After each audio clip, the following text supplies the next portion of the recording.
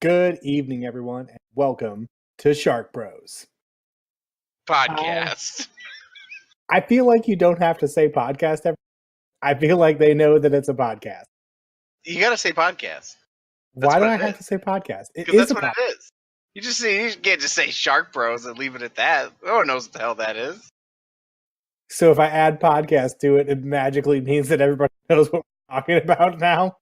Hell yeah, it's a podcast. We could be a TV show. We could be a radio show. We could be a Let's Play. We could be all kinds of things. How many podcasts do you listen to where the person says fill in the blank podcast every time they say it? Many. I don't listen to a single one. Welcome to the Rewatchable. They don't say the Rewatchable podcast. Well, that's their own fucking fault. I've never been confused, not one time. You should be. It's poor branding. It's poor branding. Yeah, it's poor branding. It's not poor branding. You want the brand to be Shark Bros, not Shark Bros Podcast. Listen, you have your way, and I have mine. Contrary to what you might think based on that discussion, we actually have not been drinking for very long. We haven't. No, we haven't been drinking very long. Oh, actually, at all. I haven't been drinking in a while because my tummy's been rumbly all day. Like, it's on the verge of having diarrhea, and I don't know. I got the rum-rums in my tum-tum. Yeah, but I'm drinking a beer anyway for the podcast. For science. For science, for the furtherment of mankind. I will sacrifice my guts for the show. And in case you didn't know, I'm Mikey. And I'm Kyle. And we're the Shark Bros. And we're about to get this thing rolling. We are. This is part trace. Part trace? Part trois? Part trois of HP Lovecraft. Yeah! The third and final chapter for the time being. Yes. I don't know if we'll ever venture back into the mire that is HP Lovecraft. I mean, I might be able to be convinced that we should look at something else. As long as it's not very long, I could probably stomach one more if somebody's trying to say that we didn't read the right... we didn't read the right story. I could be convinced to maybe read one more. Maybe. But tonight for our podcast, I have a Lucky Bucket Belly Flop. Strawberry Blonde Ale bucket right here in La Vista, Nebraska. It's just down a stone's throw from my house. A stone's throw. Stone's throw, perhaps a small meandering to the local pub. Indeed. As the crow flies. As the crow flies. I am drinking a Dogfish Head Festina Peche. It's got this dope, like, it's a peach beer. It's a peach. What is it? A peach IPA. No, it's a peach. It's a wheat peach beer. It's got this like. It's a wheat beer. It's a wheat beer. Yeah, it's a wheat beer. I like that. Peach wheat. But it's got a peach logo on the front of it, and it's just this like peach going. Oh! He's got like huge friggin' eyes, and he's got a smushed up face. He looks like a meme-ish type of character. I will probably post this on Instagram. But, by the way, I should mention that Weech is not something. Weech is a beer from, I think, O'Fallon. First peach wheat beer I ever had, actually. Oh, really? It's good stuff. Back in my St. Louis days. Back in the days where you were meandering across the Midwest. Indeed. I was going on down the Mississippi. Meandering. Crawling, one might say. Like Narlethutep. The crawling chaos. So, do you have any stories for this week before we get into the HP Lovecraft story? I don't know that I do have any stories for this. I had a gentleman from a bank call me about one of my loans, and I made him feel sad about his day. He just asked me about a payment, and I'm like, "Well, I appreciate you calling me at 8:30 in the morning. I really do appreciate that, telling me that I owe money and that I can't pay it because you guys won't work with me. But also, I said, would you like to ruin my day more? Maybe you could tell me like my dad died or something. Could you hit me with that, fam? I said, could you do that for me? Did you run I over don't my know. dog too? Right? Could you shoot one of my cats in front of me? Kill my tell me my dad died? Something like that. The guy's like, I'm sorry that you feel that this ruined your day. I'm like, no, I don't. Let me reiterate this. I don't feel as if it ruined my day. You did ruin my day by calling me. There's no I think, there's no perhaps. You did. It's an objective fact. It's an objective fact. You are a horrible person because you work for criminals. Good day, sir. Hope you have a fantastic day after this. Well, at least you didn't blow it out of proportion. No, I would never do such a thing. But, I mean, we parted ways, and he went his way, and I went mine, and I made myself breakfast, took a healthy dump. It started the chores for the day. Oh, dear. That's what I did today. Amongst many other things. So, yeah. That is something. Mm-hmm. Every day is just a little bit more miserable. I just take a big old swig from my beer. Oh, beer. The cause of and solution To all of my problems. All of my woes. So, yeah, I don't have any stories that I can think of. I mean, I probably do, but That's okay. We don't have to have. You don't have to have stories every day. You don't have to have stories of woe every single time. That's probably a good thing if you don't. I mean, I suppose it's true that it's good I don't have stories of woe. It's true. I mean, not all the time. I don't want my life to sound like. Oh, you don't want it to sound like a country western song? Who'd want that?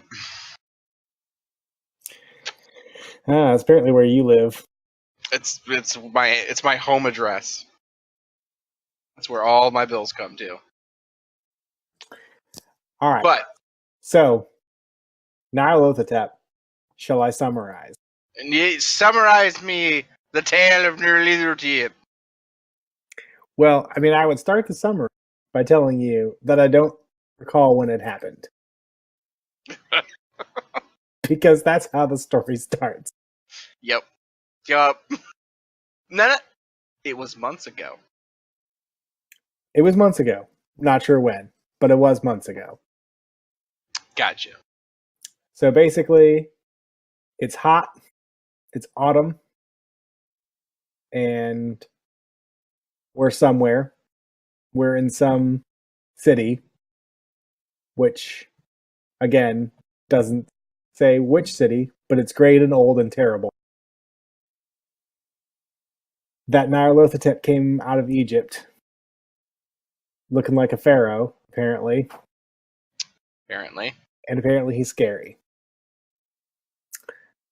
Apparently he's scary? Apparently he's scary.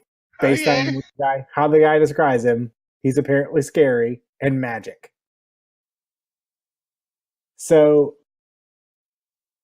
the narrator's friend tells us that Nyarlathotep prophesies and that things happen in these darkened rooms where Nyarlathotep. But our narrator goes to see what's going on. He sees hooded forms in the room. It's called a choking room. But that sounds dirty. Sounds real dirty. So, I thought it was I'm gonna go to the Nyarlathotep. choking room. I thought it was Nyarlathotep, not 50 Shades of Grey. I don't even know if a choking room is 50 Shades of Grey. It sounds like a real not okay dungeon. It does sound. I'm gonna take you down to the choking room. Oh, Oh, I feel dirty now. no, thank you, sir, or madam. It doesn't matter. So, but we're in the choking room, and our narrator goes in, and Nyarlathotep starts doing his deal, and then he starts mumbling, our narrator, about imposture and static electricity. That apparently upsets Nyarlathotep, drives everybody out into the streets. Why is that? Why does that upset him? I didn't understand that. I don't understand it either. We'll come back to that. Why that apparently makes him upset. That upsets me. Oh, jeez, man. I'll cut your face off with one of my bladed tentacles. Yeah. So then they feel something happening coming down from the greenish moon. And then they start to it seems like they're starting to hallucinate. Blocks are loose and displaced by grass. Excuse me. And then things start to look weird. There's a tram car outside. They couldn't find the third tower by the river. So when you hear like tram car, like this is the first time I'm actually given some kind of context to a timeline or a time period. Like tram car is fairly like turn of the century. Yeah, you're thinking like early 20th century. Right, like there might be some kind of electricity of some kind. Well, he describes static electricity. They must think about it. So we can assume turn of the 20th century. Right.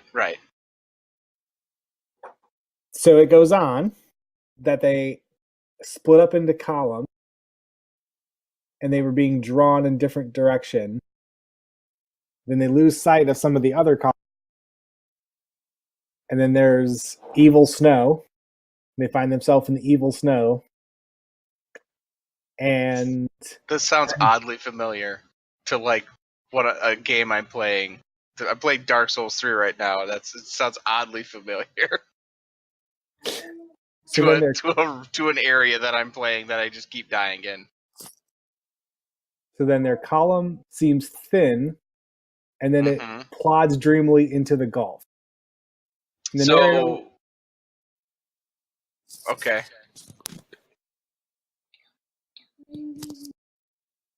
Hang about, everyone. 2 of my 3 children. 2 of my 4. Yep, it's just a podcast. It's a podcast casualty. His wee ones, his goblins. Noel, he's got a just a lair, perhaps a den of goblins, you could say, that they go get in your bed now. They just get out of bed. You know, they don't like to stay in bed. They like to just sneak up on him. Here. Come here. And they're just like, Dad, I'm out of bed. You can't stop me. One of these times they're gonna shank you with a rusty knife. I mean, it'll definitely be Ellie if I get shanked. That's true. With a rusty blade she's kept underneath her pillow. With a spoon. The spoon. So yes. So they walk into the gulf. They plod into the gulf, but not the narrator. He lingers behind because the snow is frightful.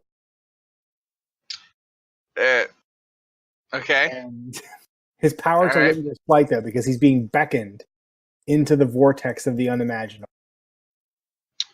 Uh-huh. And then only the gods can tell where they are. And at the end, it just kind of fades vague, writhing in hands that aren't hands, corpses of dead world with sewers that were cities, vague ghosts of monstrous things. And then he hears drums and blasphemous flutes pounding and piping where the ultimate gods, blind, voiceless, mindless gargoyles, whose soul is Nyarlathotep. Nyarlathotep. That, my friends, is the story of Nyarlathotep. And I really don't even know where to start with. Well, I mean, I guess now they make. I mean, this makes. I'm not gonna lie, it makes no sense to me. Like it makes sense as a story in as much as any of his stuff does, but this is very clunky. It's clunky and like it felt rushed. Like this feels really rushed. Like and not like the quickening pace of like an Edgar Allan Poe story where you're like racing in suspense towards the end to figure out what happened. It's like a rushed like storytelling. Yeah. Like he's trying to slam too much in a small space. Yeah, it feels like there's he's really trying to get at the what Nyarlathotep like really getting to like Nyarlathotep doing something, but HP Lovecraft like in this particularly seems like he's just trying to get to the creepy unknown stuff that he likes to jam around about, like he's like and then Nyarlathotep was in the city and then there was green snow and you're like he just rushes to like the most weird abstract shit he can think of. Like he thought up in some kind of weird fever dream of racism that he was on with mixed with opioids of some kind. And he's just like, I need there to be winter in Egypt. That's crazy, right? That doesn't happen. So that'll happen, and That's then a twist. It'll be green instead of white, which is saying something for him that he picked a different color other than white. I mean, that's true, I guess. Like, at least it is green-lit Right. snow. Yeah, I guess. I think the first part of, like, normally, well, anyway, I shouldn't say normally. In the two other stories that we've read, quick to point out where exactly, either in the city, in the dreamscape, or in the real, like, even though he mixes those two metaphors. But this time, he goes, I remember when Nyarlathotep came to my city, the great old terrible. You couldn't even think of a name for it. Again, just lazy storytelling. You couldn't just say, "This is the city that we're in." Yeah, I mean, are you in Egypt? It says Nyarlathotep came out of Egypt. Does that mean that you're in a city in Egypt? Well, I guess Memphis? That means. Is this Cairo? I guess that means like that's where he apparated from. I assumed when I read it, I was like, oh, he apparently really likes Egypt. I don't know why, but he does. That was more confusing to me. It's like, okay, why? But why Egypt though? Came out of Egypt. Because he looks like a pharaoh. He was. Yeah, because he looks like a pharaoh. I guess. Well, he uses the term. I had to look up again. Like he uses the term fellahin. Fellahin. Which is an Egyptian peasant. Right. So the peasants, like, knelt to him because they saw him as they saw him as some kind of the old native blood is what I'm going to quote from him from the previous sentence. Right. So I'm like, so is it taking place in Egypt? Because fellahin is. Oh, sure. Yeah, I guess it does. So does that mean it's in Egypt? Maybe, or in the region, I suppose. But you don't know. I get what you're saying. Because he doesn't tell you. You don't know if this is being like in a different city or if this is in a particular city, if this is in like a city in Europe somewhere or something. Like, came out of Egypt. I see what you're saying now. Like that there wasn't a specific setting of like we're in this place, and you're not given a name of the narrator, so you can't really get any context clues of like, well, the narrator might be from this place, so that's where it might be. Right. So I'd assume that it's in Egypt. But you have to assume because it doesn't tell you. Yeah, it doesn't tell you. It doesn't give. It doesn't even just allude. Like you can allude to a location. It doesn't have to be, like specific. I'm not looking for like, oh, this was in the northern section of the city of Cairo. It's like you could just give me a brief setting. That would be great. If it's in Egypt, if it's not, if it's in a small town, large town, basic building blocks of any real, Well, it does say, came to my city, the great, the old, the terrible city of unnumbered crimes. Man, fuck you. That is the most lazy shit I've ever read. That's what I'm saying. Like, so he gives you context clues of, like, it's a city, and, like, apparently it's riddled with crime. Where's it at, though? I don't know where that's at. It has a subway. Okay. Like, not an actual, like a Subway Eat Fresh subway, but like subway. Like a transit system. Transit system subway. And there are towers. New York? Maybe. Came to New York and killed some people? I think New Yorkers, it has at least 3 towers. You could perceive it as, the skyscrapers in New York. I mean, I think New Yorkers, though, would be really hard to trick. Hey, what? Hey, whoa, Mr. Pharaoh Egypt man. Hey, fuck you. How about that, huh? This friggin' guy over here. What do you think you go over here in New York, huh? Come up into my city, huh? With your prophecies, fancy, your electricity and your psychology. Think you're smart because you went to some... You green-eyed prick. How about that? How about I come over there and slap you about the face and arms? How about that? How about that? How about I stab you in the face with a soldering iron? How about that? How about I slap your kneecaps? How about that? Never heard someone say that before, have you? I'll slap your kneecaps. How about that? Slap your kneecaps, put some shoes on you, maybe see if you float down. See if we float down the river. How about that? Right. Kiss you in the face. How about that? Maybe on the lips. I don't know. What happened? This went to a weird place. This went to a weird place.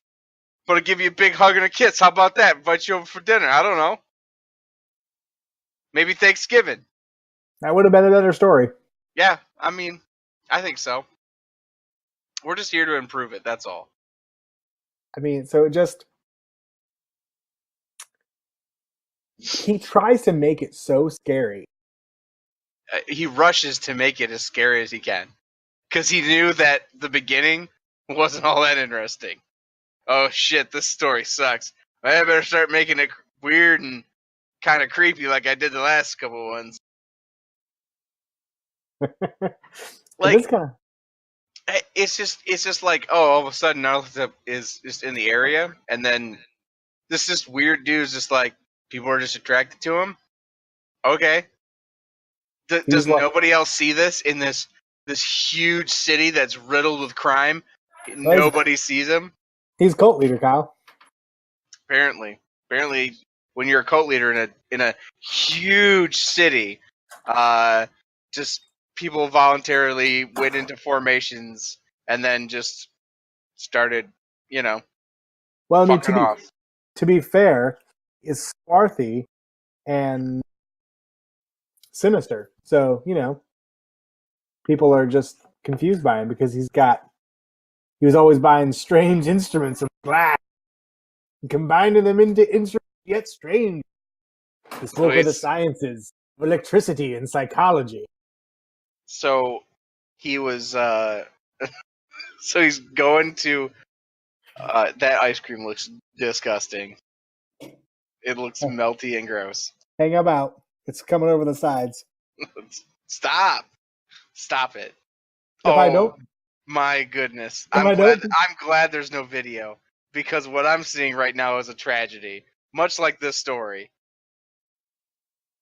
Not in its narrative ending, just in its tragic tragic status among its fiction. Tragically executed. Yes. Just like the poor bastard who made that ice cream for you. They tragically executed that. Was tragically Is executed. that a root beer float or is that chocolate ice cream? Because I can't tell. It's a blizzard. Oh, somebody had poor quality control that day. They did not even do the tip over test because it would have just spilled everywhere. They might have done the tip over while they were at DQ, but You got a banana split. Banana Split Blizzard. Yep, It's the only kind. It's the only It kind. is. Fight me, anybody out there. If you like a different Blizzard, I'll fight you. if Banana you can split like is it, the only kind. you can like a different Blizzard, but if you say it's the best, you're wrong. You're wrong. Objectively. So we have essentially a story where we have some kind of antagonist who uses powers for whatever reason. He's just an a-hole. Like all of his deities, they're just a-holes. They're just assholes that just wander into existence. They're like, I'm gonna do this because I'm creepy and weird. I'm going to do this because why not? Yeah, That's because why essentially not? the central Yeah. premise of like all of these like godlike characters that we see entering the narrative. It's just like, I'm going to do this. Why are you doing that? Because kind of makes you seem a little bit petty that you're just going to these places just to kill people. Doesn't that make you scared? No, it annoys me. Doesn't it scare you? Not really. Not really. It really pisses me off though. I can tell you on a scale, it's up there. It's just, listen, y'all. I don't to be conclusive because this is the last part. I am unimpressed. I'm just thoroughly unimpressed. But Kyle, where Nyarlathotep went, rest vanished. For the small hours were went with screams of nightmare. Yeah. Yeah, and one person disappeared in a narrow alley to the left, leaving only the echo of a shocking moan. What's a shocking? Oh! Oh! Oh my! Like, did he get something good? It's hard to tell because what's a shocking? Well, a shocking moan, can be like if someone just, poops your butthole just a little bit. But you like it? You're surprised. Like, ooh, like oh, yeah, ooh, oh my, oh my lord, mercy. Oh, it's so hot in here. Warm in here all of a sudden. It's so warm because you goosed my starfish.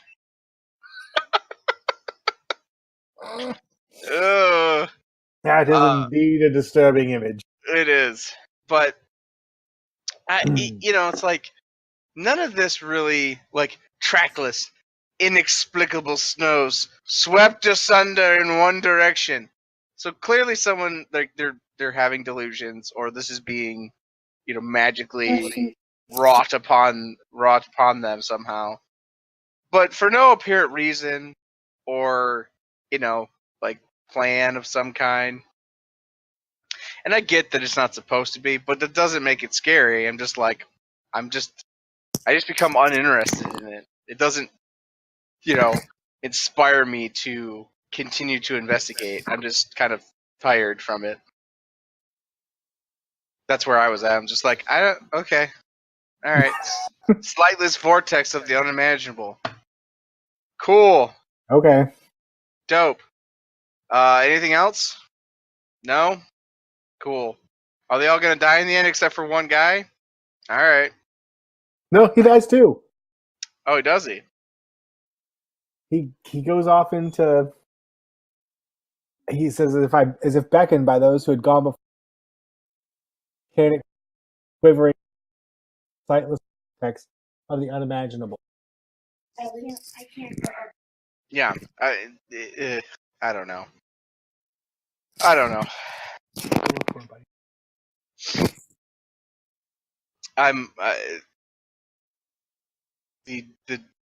so he pretty much so he does die. It sounds like it, which makes you wonder, how do you tell the story? Well, that's the thing. He can't die because he told the story. Narlathatep, the crawling class. I'm the last. I will tell the audit void. Well, maybe he wrote it on a tavern napkin before he died, before he was gutted. Like Monty Python and the Holy Grail, he was carving it as he died. Yeah. Yeah. So for him, it would be like, and through this revolting graveyard of the universe, the muffled, maddening beating of the drums and thin, monotonous whine of blasphemous flutes from the inconceivable, unlightened chambers of beyond time. By the way, how do you make a flute blasphemous? Mikey, what you do is you shove it right in an orifice that you're not supposed to. But it's not the flute. It's the monotonous whine of blasphemy. Yeah, I mean, it's just a bunch of people, it's like a flute that plays like people insulting different religions. Right? Like, and then he just translates to a bunch of vulgar descriptions of different religions that aren't the ultimate gods. I mean, I guess so. Like, who's it blasphemous? I don't know. And how is it blasphemous is another thing, because flutes are pretty unassuming. Why did you choose a flute? I know why I chose a flute. Because he's like, what's the most inconspicuous type of instrument? A flute! How can I make a flute be evil and scary? The flute was blasphemous. Or HP Lovecraft had some kind of weird, obscure fear of flutes. Like, that would make sense, too. Flutes scare me, so I'll put flutes in my story because they're also scary. And so is the color green. And green. And green. Snow. It was a green flute. It was a green flute playing in the empty void of green snow. And, awkwardly and absurdly the gigantic, tenebristic, ultimate gods. Also, being so evil, why are all the gods dancing? Why they all dance? Because, Monkey, they like to dance. They like to get some E, hit a couple, hit things of E, and, just dance in the night away. Get the drums, get the blasphemy flutes going. Get the blasphemy flutes going. They gotta get Gary, the other old god. He's the DJ with all the E and the blasphemy flutes. Gary's got the hookup on E. Dude, he's got the best E, and he's got like these dope blasphemy flutes. They're crazy. 40,000 eons ago, best house party I've ever been to. And so, like, also, are these dancing, gigantic tenebrous gods hanging out in the revolting graveyard of the universe? Yeah. Oh yeah, that's where they hang out. The revolting graveyard? Yeah, the revolting graveyard. That's like a place in Dark Souls 3. The revolting graveyard is? Yeah. That sounds like a place that would exist in a video game. The revolting graveyard. Actually sounds like a pretty good name for a metal band. Yeah. Yeah. Actually, the place you start off in Dark Souls 3, I'm going to talk about it because I'm playing it right now. It's a great game, by the way, if anyone hasn't played it. Which is probably not the case because it came out in like 2016. I'm just behind the ball because I'm cheap. But like, you start off in the Cemetery of Ash, and I'm like, that's friggin' dope. It's a good metal band. Cemetery of Ash. Yes. Heck yeah, man. Yeah. I feel like we could criticize this for a long time. It's just too easy, though. But it kind of is. Like, I stand, after 3 Lovecrafts, stand by my original. I'm unimpressed. I'm unimpressed. It'd be like kicking a dude downstairs who's on crutches. You know, like you just kicked him in the chest. He can't stop you. It's just too easy. It's like pushing a quadriplegic down the. Like you just. You don't do it. It's just not kosher. It's not proper. And it doesn't accomplish anything. Doesn't accomplish anything. It's just poor form, good man. It's poor form, and he just feels sad after. You would never get this out of the English. No, they would not. I mean, they may come and conquer your country or something like that against your will, but Well, I mean that's just good form. If you don't want to get conquered, conquer first. But yeah, this is not a convincing tale, and perhaps people out there have ones that are like, oh, you'll like this more. Probably not. I got my main made up for me. Unfortunately for HP Lovecraft, like I can't deny there are things that people have borrowed from the more cohesive universe that was written by other people. Sure, and he started that, and he deserves credit for that in that regard. But I don't think his original works are all that well done or deserving of such high praise. I don't either. And like this story in particular, it's that in the second paragraph, he talks that these people that are going where Nyarlathotep goes, it's a public problem. The nightmare screams. But the narrator goes in and he mumbles a trembling static electricity, and Nyarlathotep kicks them all out into the streets. And in his response, our narrator, brave man, screams that he was not afraid. Never. I'm not afraid. I'm not afraid. I'm not afraid of you. I'm not afraid of you, Nyarlathotep. I know you're just a petty trickster. With your static electricity. Right. You imposterous whelp. You nanny poo-poo. I'll come over there and I'll slap you in your mouth. How about that? I'll river dance with your wife. Nyarlathotep. Our narrator was a brave man. I don't believe in your witchery. With your stupid face and your green snow. This is what you guys get to look forward to. Let's just save you the trouble. Don't read Nyarlathotep. How about that? Let's just save you the trouble. This is just a downer. It's not a downer because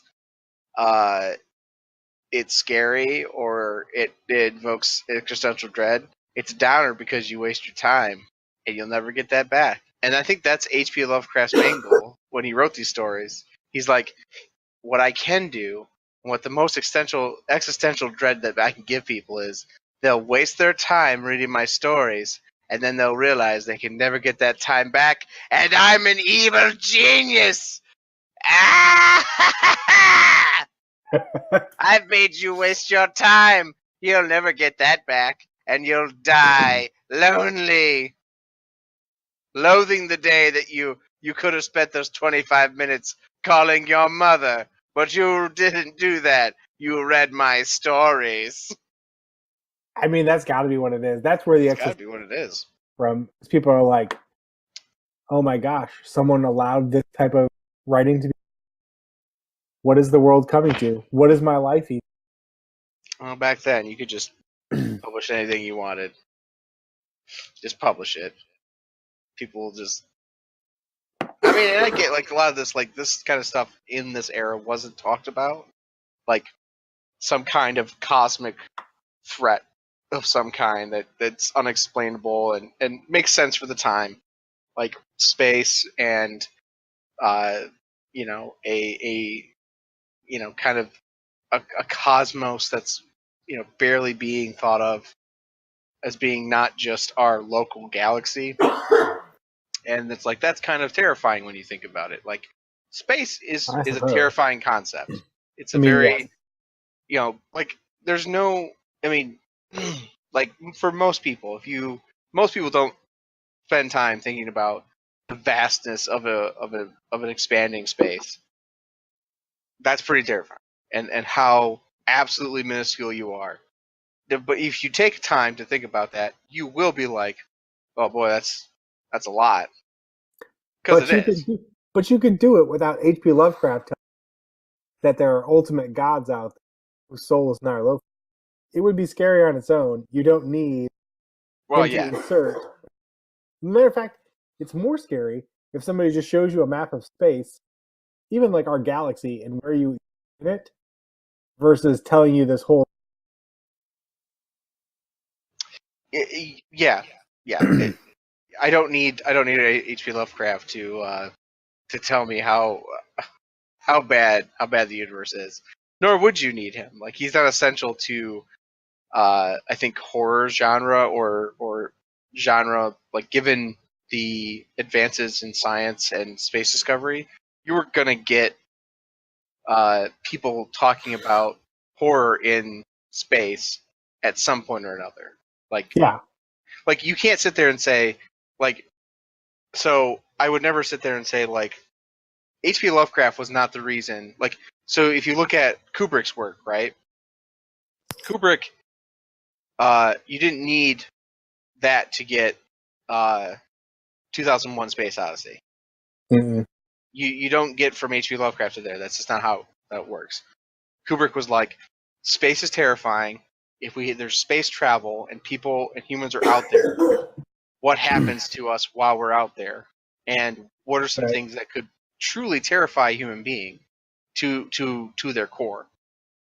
It's like being trapped alone by yourself, millions of miles away from home, and the vastness of space, with a robot who's like want you dead.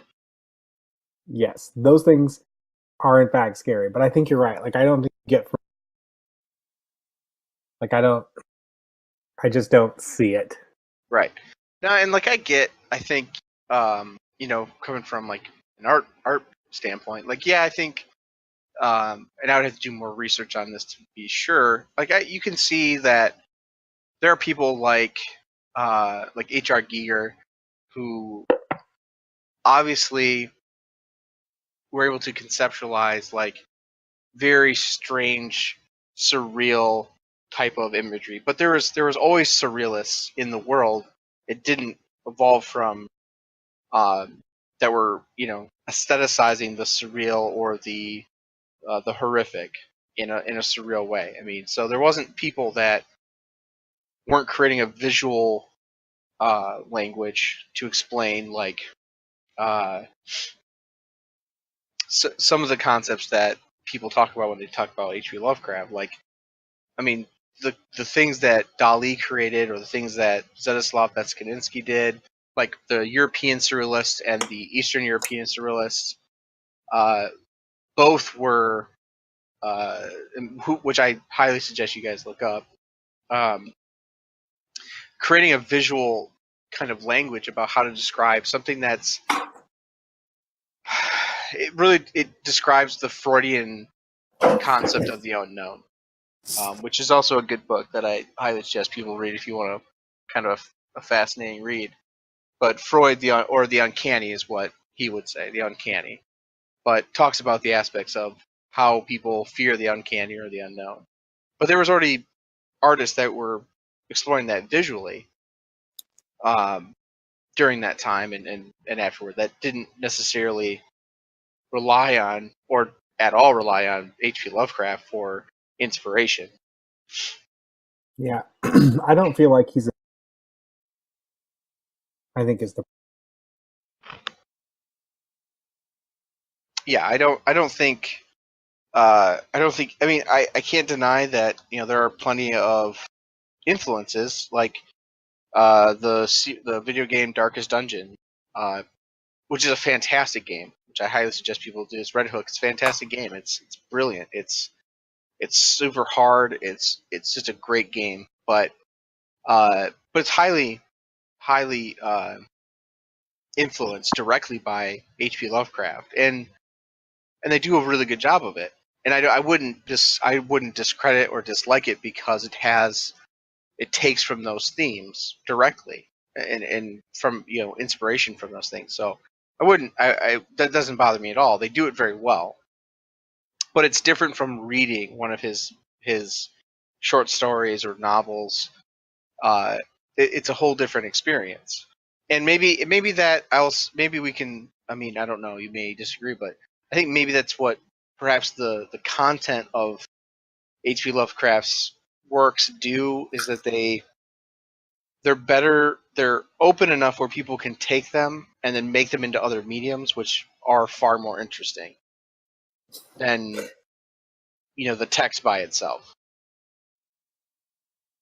Yeah. I don't have any more words. I don't even know.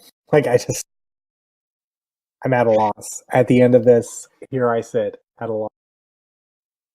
Yeah.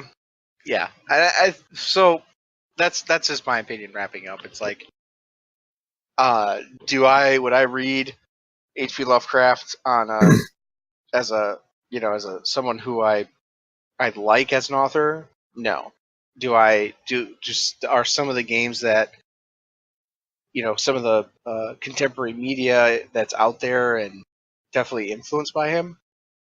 Sure, absolutely. I mean, that there's some undeniable things out there, but not everything is inspired by him or would not exist without him. Like, he's not that. I don't think he's that quintessential. Yeah. But there are major things that people have drawn from them that did inspire a lot of things, and I think one of those things is like D&D.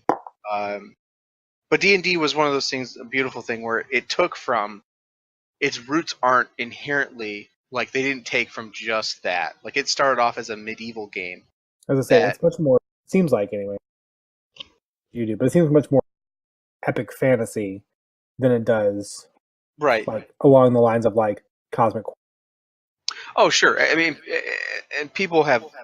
There's all kinds of stuff, but D&D didn't start as a like drawing from H.P. Lovecraft. It was literally it started from a place of medieval battle reenactment miniatures, and then they wanted to make a fantasy module for it, and they just took from everything that they had at the time back in the early 1960s.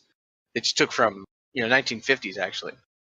They were just taking from everything they could, to try to like fill up as much as they could in this module that Gary Gygax and his friend did. So like I think that's a kind of sometimes a misconception people have. It's like yeah, they borrow from H.P. Lovecraft in later modules, but that's not where it got its inherent like inspiration from, or anything like that. So it was much more, early, different forms of fantasy that they drew upon. But again, is there some major cultural like things, like niche things that H.P. Lovecraft has helped people be inspired by? Sure. I don't particularly think it's all that enjoyable enough to inspire me to write anything coherently or create something coherently. Yeah, I guess my closing thought kind of be, it's kind of like his short stories are kind of how, if I'm gonna, the show has about 2 or 3 episodes kind of me and convince me that it's worth my time, because if it can't in 2 or 3 episodes capture attention, help me to see the character development, then I'm not going to be wasting my time with it, which is pretty much how I feel about HP. Read 3 of his story. Well, I read 5. 2 of them didn't talk. And everything that I read, none of it made me. I read more out of obligation. But no part of it, at no point was I like, oh yeah, I want to read more of this. Every time I finished the story, it filled me with white hot rage. Yeah. It just leaves you, like someone like as someone who's a DM, it leaves me wanting in areas that aren't particularly good. Like, so it doesn't leave me with, like, if I wanted to reinterpret this, it doesn't leave me really with a coherent understanding of, like, well, what are Narlethatep's, kind of motives, or even just inklings of motives. And it seems like a convenient cop out that someone's like, well, that's the beauty of it. You don't know. And I'm like, that's just lazy. If Right, like if there there's some is kind of villain, or antagonist, albeit how obscure they are, it doesn't matter. I have to know at least what at the core drives them to do the actions that they do. Like, is yeah, he trying to bring about the return of the ultimate gods? Is he, slowly occurring, chaos so that they can they can corporealize themselves in reality? There's no greater context to, or even slight context to what I'm right. supposed to expect. It's kind of what we talked about before. Like, there's not a reason given to care. Like, Yeah. I don't have a reason to care. Like, most of the time when you tell a story, you give character development care about. You actually care about the development. But in these stories, you don't have a care. Like, why would I read the story? I don't know anything about the narrator. No, next to Nyarlathotep, other than that he's sinister, slender, and makes things out of metal, and glass, and tubes. He just Yeah. he doesn't. And all the stories are like that. Like, anyone, what happens is just for storytelling in the end. So it's just not Yeah, it's worth your time lackluster. to. It's lackluster. I mean, so, like, one concrete example of things that I can give an example of that are similar to, like, Nyarlathotep, that are successful, like in D&D, for example, are like devils. So devils are essentially, if you have like a devil as a villain in your campaign, they're at no point ever going to reveal or do everything they can to set up some kind of way of them that you never know that it's a devil that's behind, working against, like, the party or working against events in the world. So there's always like a backup plan, top of another backup plan, that's done through these channels and through obscure channels. Like, they're always working obscurely to deceive people within the plane of reality. So they're just trying to gather souls so that they can become more powerful, so that they can they can actually, most of the time, become, usually they want to overthrow Asmodeus, who is like the ruler of the Nine Hells. So Or they have motivation. they have motivation. They're lawful evil creatures, but they would never at any point try, like come out into reality and reveal that it's them. That's not how it works. That's not their structure. That's not the culture. They work within a lawful evil system, but they would never at any point reveal, or do everything they can to not reveal, their plan that's in action, like in reality. So they would always be working through multiple organizations, and even those organizations may not know that is being pulled. The strings are being pulled by him. So there's always him or her, is being pulled by those type of, like, certain actions and stuff. So, like, which is much more interesting because then you well, have yeah, characters who are like, they work in shadows. They don't. You know and care about the way that they develop within a story. It leaves you questioning motives of, like, other characters that you might encounter. They might secretly in. Yeah, So absolutely. that makes things really interesting, and nothing like that here. No, and I think Nyarlathotep is one of those people where like that's what I immediately thought of. I'm like, oh, he's kind of like somebody that like someone from the Nine Hells would send to create chaos or lead people astray, to give their souls away in some way, to trick them and to gaining them more souls and something like that. Like Nyarlathotep himself wouldn't be a devil, but he would be like a mouthpiece for one of the various mouthpieces. But again, that's not what's happening here. That's just me being like, there's a clear example of if the ultimate gods are analogous to like a devil within the nine realms, the nine hells, then you wouldn't make it so obvious that you're working for the ultimate gods. Like, so a servant, somebody that's serving one of the devils in the nine hells, even if you killed them, there would be in D&D there would be maybe something, a very obscure thing, perhaps, that would lead the clue. Like, would leave it'd be a very small clue that would probably have a very high DC to discover.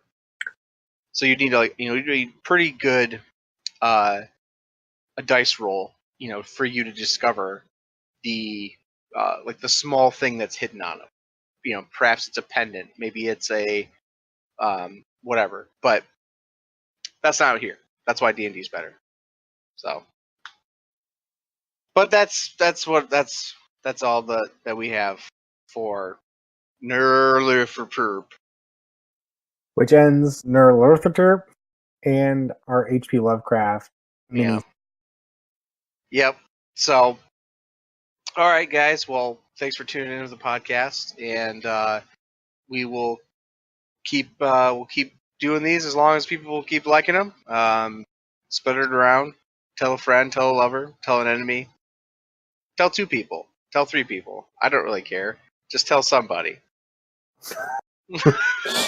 Just as long as I know somebody is verifying that they're watching it. So we'll do some more. We'll do some different stuff. We have some different stuff planned, different subject matter and stuff. But you can always give us a little Facebook message or a YouTube comment or SoundCloud comment. Tell us like, hey, can you guys cover this? Like, we're open to anything. It doesn't have to be just geeky stuff or anything like that. You can tell us to cover something. We may cover it. We'll discuss it and we'll go from there. So yeah, let us know if there's topics that are of interest to you, or if there's topics that we covered that you're like, I don't care about that.